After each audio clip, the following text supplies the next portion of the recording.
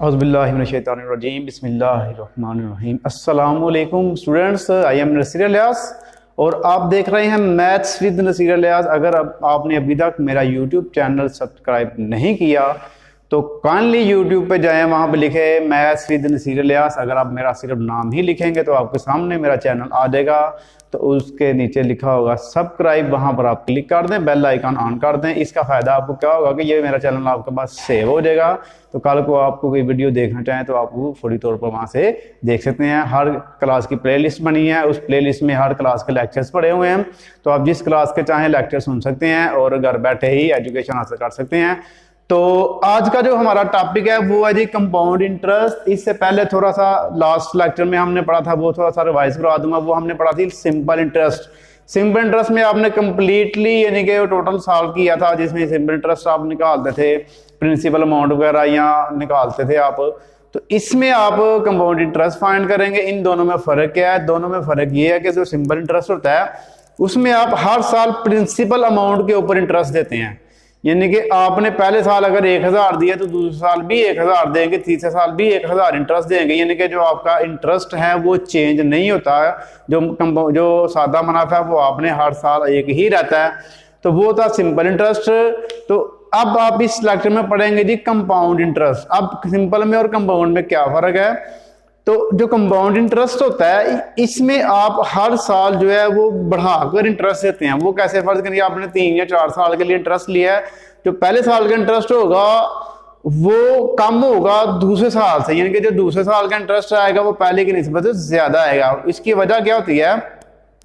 फर्ज करें आपने 1 लाख रुपया कर्जा लिया हुआ है, तो पहले साल आपने 10,000 रुपया उसके ऊपर यानी कि इंटरेस्ट दिया है। तो जब अगला साल आएगा तो आपका जो 1 लाख और 10,000 जो इंटरेस्ट है वो दोनों जमा हो जाएंगे, 1,10,000 हो गया, उसके ऊपर आप इंटरेस्ट देंगे, यानी कि इंटरेस्ट के ऊपर इंटरेस्ट। इसको हम इसलिए कंपाउंड इंटरेस्ट कहते हैं कि आप इंटरेस्ट के ऊपर दोबारा इंटरेस्ट देते हैं।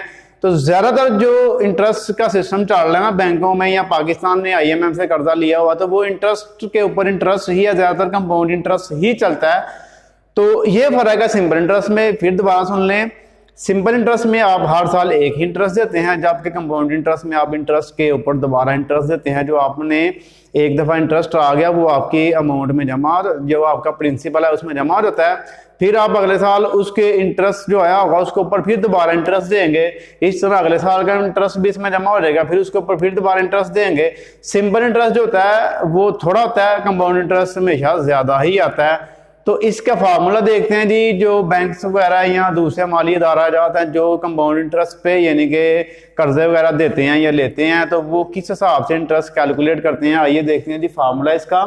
कंपाउंड अमाउंट का फार्मूला सबसे पहले हमारे पास कंपाउंड अमाउंट क्या होती है कि इसके अंदर इंटरेस्ट आपके पास ऑलरेडी जमा ही होता है, यानी कि आपने कितने पैसे वापस करने होते हैं सूद समेत।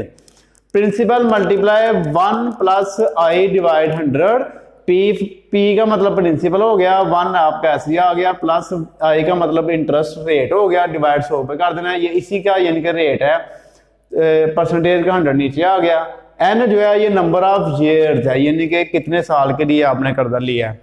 तो पहले आप ये सॉल्व करेंगे, सारा इसको डिवाइड कर देंगे, 1 प्लस करेंगे, फिर उसकी पावर ले लेंगे। पावर लेने के बाद आपने P से मल्टीप्लाई करना है, तो आपके पास कंपाउंड अमाउंट आ जाएगी। अगर आपने कंपाउंड प्रॉफिट निकालना होगा तो फिर क्या करेंगे आप? ये जो आपके पास कंपाउंड अमाउंट आई होगी ना, उसमें से आपने प्रिंसिपल अमाउंट माइनस कर देनी है, तो आपके पास जो आएगा वो कंपाउंड प्रॉफिट आ जाएगा। इसी तरह कंपाउंड मुनाफा उर्दू में आप इसका फार्मूला देख लें। हतमी रकम पहले आप इसको की फाइंड करेंगे, असल ज़रब 1 प्लस शरह डिवाइड 100 मुद्दत। ये वही फार्मूला बस उर्दू में मैंने चेंज कर दिया हुआ। असल ज़र को मल्टीप्लाई करेंगे पहले 1 प्लस शरह डिवाइड 100 करके, यानी कि शरह को पहले आपने 100 पे डिवाइड करना है, फिर 1 पे प्लस करना है, उसके बाद पावर लेनी है। पावर लेने के बाद प्रिंसिपल से असल ज़र से मल्टीप्लाई करना होगा। इसका जो हतमी रकम का आंसर आएगा उसमें से आपने असल ज़र माइनस कर देना, तो पीछे आपका कंपाउंड मुनाफा बन जाएगा। ये आपका छोटा सा फार्मूला है, इसमें आपका यही यूज होगा। आपने यानी कि कंपाउंड अमाउंट या कंपाउंड प्रॉफिट ही फाइंड करना है। तो P वगैरह I वगैरह N वगैरह आप इसमें फाइंड नहीं करेंगे, वो आप जब बड़ी क्लास में जाएंगे I कॉम में या B कॉम वगैरह में, तो फिर उस क्लास में आप ये I वगैरह B और N वगैरह भी फाइंड करेंगे। तो अब इंशाल्लाह इसके जो क्वेश्चंस हैं वो करते हैं।